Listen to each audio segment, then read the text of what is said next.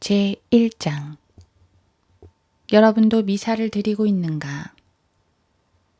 미사는 로마 카톨릭의 최고 성사들 중에 핵심이 되는 성사이기 때문에 이것은 매우 중요한 질문이다.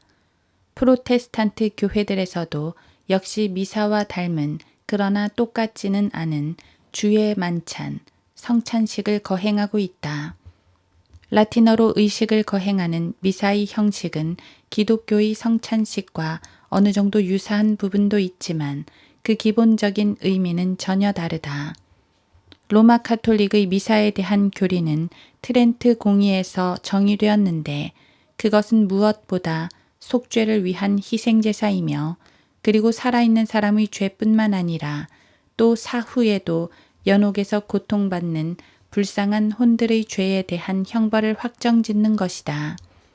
그래서 로마 카톨릭은 미사라는 예수 그리스도의 희생제사는 사람의 생명을 새롭게 해주기 때문에 그분의 희생제사를 반복해서 드림으로써 그때마다 사람의 구원을 향한 공덕을 쌓아가는 데 있어서 조그만한 기점이 된다고 가르치고 있다. 또 죽은 자들에 대한 미사는 그들이 죄들 때문에 연옥에서 고통받아야 할 때 그 기간을 단축시켜 준다고 믿는다.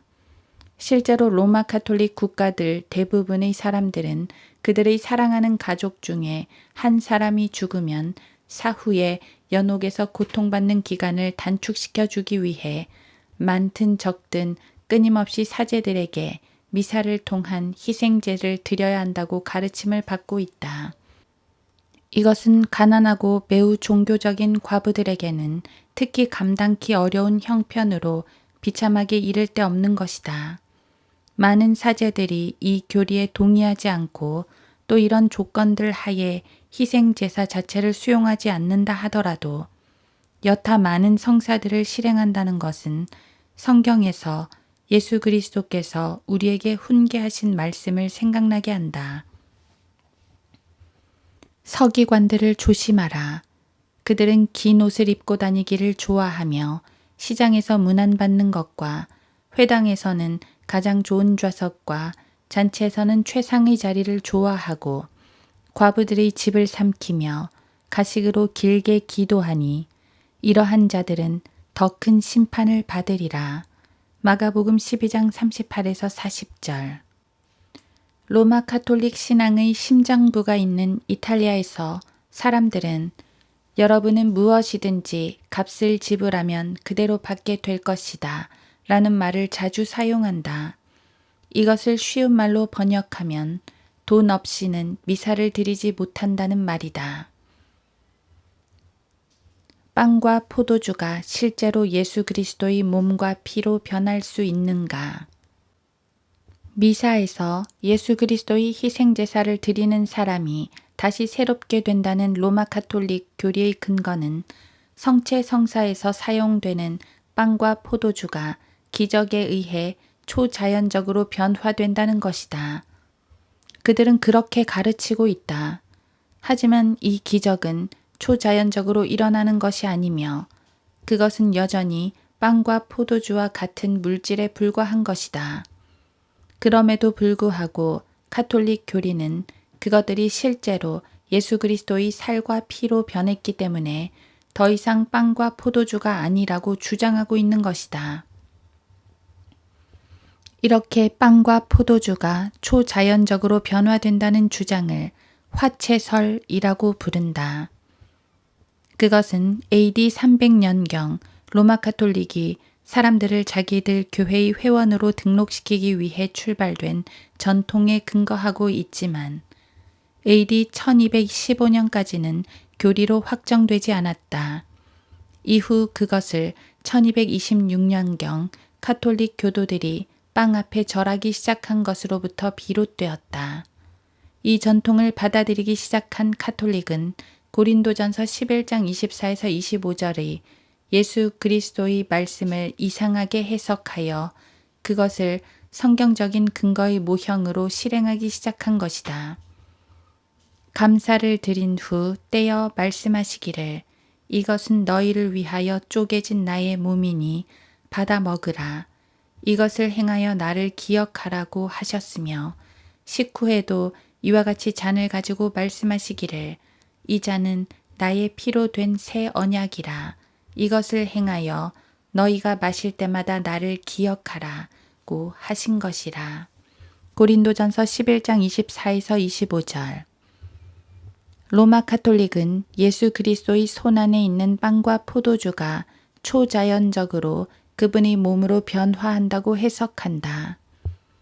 일부 사람들은 이 성경 말씀을 문자적으로 해석하든 혹은 비유적으로 해석하든 이에 대한 의문을 단순화시킬 목적으로 평가절하하려 하지만 그러나 그것은 더욱 문제를 일으키게 할 뿐이다. 예수 그리스도께서 이것은 나의 몸이다 라고 하신 말씀은 분명히 상징적인 말씀이다. 이 사실을 잘 이해하기 위해서 우리는 그분께서 친히 제자들 앞에 서서 빵과 포도주를 들어올리고 이 말씀을 하셨을 때를 유의해 보아야 한다. 이 말씀이 상징적이라는 것에 대해서는 의심의 여지가 있을 수 없다. 왜냐하면 그분께서 이것은 나의 몸이다 라고 말씀하신 후에도 그것을 3번이나 빵이라고 불렀기 때문이다. 그 빵이 이미 빵이 아닌 문자적인 그분의 몸으로 실제로 바뀌어졌다면 예수님은 분명히 그 점에 관해 그렇게 말씀하지 않으셨을 것이다. 너희가 이 빵을 먹고 이 잔을 마실 때마다 고린도전서 11장 26에서 28절. 예수 그리스도께서 그 물질을 빵과 몸 두 가지 이름으로 부르셨기 때문에 빵이거나 몸이거나 둘 중 하나는 상징적으로 하신 말씀임에 틀림없다. 여기에서 문제는 이 구절을 문자적으로 해석해야 하는가 아니면 상징적으로 해석해야 하는가 하는 것이 아니다. 문제는 그 구절 중 어떤 부분을 문자적으로 해석해야 하고 어떤 부분을 상징적으로 해석해야 하는가이다. 손에 든 물질을 몸이라고 하신 것을 문자적으로 받아들여야 한단 말인가? 아니면 빵이라고 하신 것을 문자적으로 받아들여야 한단 말인가? 이 둘 중 하나가 상징적인 것임은 틀림없다. 만일 둘 다 문자적이라고 한다면 그 물질이 빵에서 몸으로 바뀌어졌다가 다시 빵으로 바뀌어졌다고 해석해야 하는데 물론 그런 해석은 있을 수 없다. 마찬가지로 우리는 예수 그리스도께서 포도주를 포도 열매라고 마가복음 14장 25절에서 말씀하신 것을 발견할 수 있다. 카톨릭 교리에 따르면 그것은 이미 포도 열매가 될 수 없고 완전히 예수 그리스도의 피로 변화된 것이 틀림없다. 하지만 그것이 이미 문자 그대로 예수 그리스도의 피로 변화되어 있었다면 예수 그리스도께서는 그것을 포도 열매가 아니라 피라고 불렀어야 하지 않겠는가. 또한 주님은 자신을 문이라고 말씀하신 적도 있다.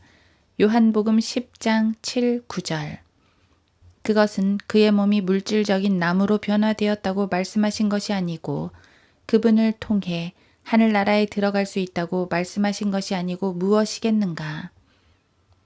보다 중요한 것은 미사 때 초자연적으로 기적이 일어나야 할 순간에 아무것도 일어나지 않는다는 사실이다. 이와는 반대로 예수 그리스도께서 물을 포도주로 변화시키신 일이 있었다. 그 경우 물이 실제적인 포도주로 변화되었다는 것은 모든 사람에게 분명한 사실이었던 것이다. 주께서 그들에게 말씀하시기를 이제 떠다가 잔치를 주관하는 사람에게 가져다 주라고 하시니 그들이 가져다 주더라. 그 잔치를 주관하는 사람이 포도주가 된 물을 맛보고 그것이 어디서 났는지 알지 못하나 그 물을 떠온 종들은 알더라. 잔치를 주관하는 사람이 신랑을 불러서 그에게 말하기를 누구나 처음에는 좋은 포도주를 내었다가 사람들이 마신 다음에 덜 좋은 것을 내는데 당신은 지금까지 좋은 포도주를 간직해 두었도다 라고 하더라. 요한복음 2장 8에서 10절. 예수 그리스도의 다른 기적들도 생각해 보기 바란다. 그분께서 중풍병자와 절름발이었던 사람을 치유하셨을 때도 사람들은 아무것도 일어나지 않은 상태에서 계속해서 거짓말을 했던 것인가? 우리는 주의 만찬의 참된 목적을 간과해서는 안 된다. 예수 그리스도께서는 결코 한 번도 그의 제자들에게 그의 몸을 다시 희생제물로 드려야 한다고 말씀하신 적이 없다. 반면 그분을 기억하라는 말씀은 2번이나 하셨다. 고린도전서 11장 24에서 25절. 우리는 그분께서 명령하신 바를 행함으로써 예수 그리스도를 영화롭게 해야 하는 것이다. 예수 그리스도의 희생제사는 다시 새롭게 할 수 있는가? 우리는 성경의 근거 구절들 중에서 강력한 증거 구절인 히브리서 10장 10에서 18절을 제시하고자 한다. 나는 문맥으로부터 구절들을 취할 때 의미를 변경시키지 않을 것이며 또한 7에서 8장도 이 주제를 다루고 있기 때문에 마찬가지로 여러분도 이 구절들의 앞장들을 다시 한번 공부하기를 권한다. 히브리서 10장 10절은 우리에게 예수 그리스도의 희생제사가 다시 새롭게 할 수 없다는 것을 단호하게 말씀하고 있다. 모든 사람을 위하여 한 번 예수 그리스도의 몸을 들이심으로 우리가 거룩하게 된 것이라. 히브리서 10장 10절, 로마서 6장 9에서 10절도 보라. 위 구절에 비추어 볼 때 더 이상 희생제사를 드릴 필요나 가능성은 없다는 것이 분명하다. 왜냐하면 위 구절은 예수 그리스도의 몸이 모든 사람을 위해서 한 번 드려졌다고 말씀하고 있기 때문이다. 그러나 위 구절은 여기서 머물지 않고 더욱 상세하고 분명하게 계속해서 다음과 같이 말씀하고 있다. 제사장마다 매일 서서 섬기며 똑같은 제사를 자주 드리지만 이것으로서는 결코 죄들을 제거할 수 없으나 이분은 한 번의 속죄제를 영원히 드린 후 하나님의 오른편에 앉으셔서 히브리서 10장 11에서 12절. 여기서 예수 그리스도는 반복해서 희생제사를 드리는 히브리인 제사장들과 대조되고 있다. 그들과 예수 그리스도의 차이점은 무엇인가? 예수 그리스도께서는 서서 똑같은 제사를 반복해서 드리지 않고 한 번의 충분한 희생제사를 드리셨던 것이다. 그분은 십자가에서 돌아가실 때 다 이루었다고 말씀하셨기 때문이다. 요한복음 19장 30절. 어떻게 미사에서 드리는 그분의 희생제사가 다시 새롭게 해준다는 말과 이 성경 구절들이 일치할 수 있단 말인가? 그것은 그렇지 않을 뿐만 아니라 오히려 그 구절들을 반박함으로써 분명히 성경을 대적하고 있는 것이다. 이 구절의 마지막 부분은 그리스도의 희생제사가 왜 다시 새롭게 할 수 없는가의 이유를 제시하고 있다. 그분은 한 번의 속죄제를 영원히 드린 후 하나님의 오른편에 앉으셨다고 말씀하고 있기 때문이다. 이것은 그분의 제자들이 주시하는 가운데 주께서 이런 일들을 말씀하신 후에 그들이 보는 데서 위로 들려 올라가시니 구름이 그들의 시야에서 주를 가리더라. 는 성경의 설명과 완전히 일치하고 있는 것이다. 사도행전 1장 9절. 그분은 하늘나라로 올라가신 후 그 성경 구절이 말씀하고 있는 바 한 번의 속죄제를 영원히 드린 후 하나님의 오른편에 앉아 계시는 것이다. 영원히 라는 말은 그분께서 계속해서 거기에 계신다는 것이다. 사도행전 3장 21절을 보라. 많은 사람들은 예수 그리스도의 몸이 모든 로마 가톨릭 성당의 정면에 위치해 있는 성소 안의 성찬용 빵으로 변화되어 임재해 계신 것으로 생각하고 있다. 그래서 그들은 그곳을 지나갈 때마다 그곳을 향하여 절하고 있다. 만일 이것이 사실이라면 그분의 희생제사는 사람을 다시 새롭게 할 수 있을 것이다. 그러나 성경은 분명히 그분께서 우리의 완전한 구원을 위해서 단 한 번으로 충분한 희생 제사를 드리셨다고 말씀하고 있다. 그래서 그분의 몸은 현재 하늘나라에 계시는 것이다. 우리는 그분을 기억하기 위하여 빵과 포도주를 먹고 마시는 것이다. 고린도전서 11장 24에서 25절. 우리가 기억해야 할 것들 중에 한 가지는 그분이 한 번 드리심으로 희생제사가 충족되었다는 것이다. 빵 앞에 절하는 것은 우상숭배다. 그것은 단순히 빵에 불과한 것으로 예수 그리스도가 아니기 때문이다. 그 외에도 만약 우리가 세뇌되어 빵 조각이 예수 그리스도라고 생각한다면 우리는 주의 만찬의 중요성을 상실하게 되며 따라서 그분을 기억하는 데 있어 잘못을 범하게 되는 것이다.